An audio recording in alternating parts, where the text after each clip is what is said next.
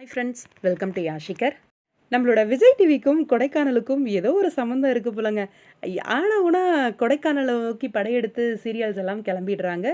S, அப்கமிங்கில் Kodaikanal shoot வேறு ஒரு சீரியலில் வரப்போகுது. ஏற்கனவே நான் சொல்லியிருந்தேன், உங்கள் எல்லாருக்குமே தெரியும்னு நினைக்கிறேன். பொன்னி சீரியல் ரீசெண்டாக தான் கொடைக்கானல் ஷூட்டை முடிச்சுட்டு வந்திருந்தாங்க. அதுக்குள்ளே அடுத்த சீரியலோட ஷூட் வந்து கொடைக்கானலுக்கு போயாச்சு.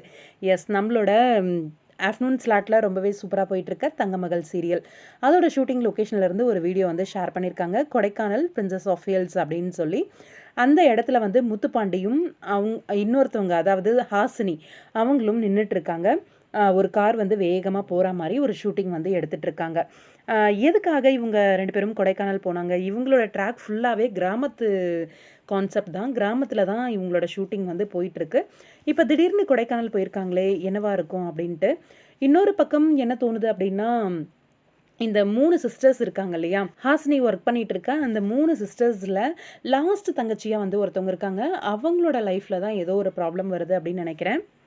கொஞ்சம் ரவுடித்தனமாக இருக்கார் பீஷ்வந்த். இவர் வந்து ஆல்ரெடி நம்மளோட மோதலும் காதலும் சீரியலில் வந்து வில்லன் கேரக்டர் பண்ணியிருந்தார். இதுலேயும் கொஞ்சம் நெகட்டிவ் கேரக்டர் தான் போல இருக்குது.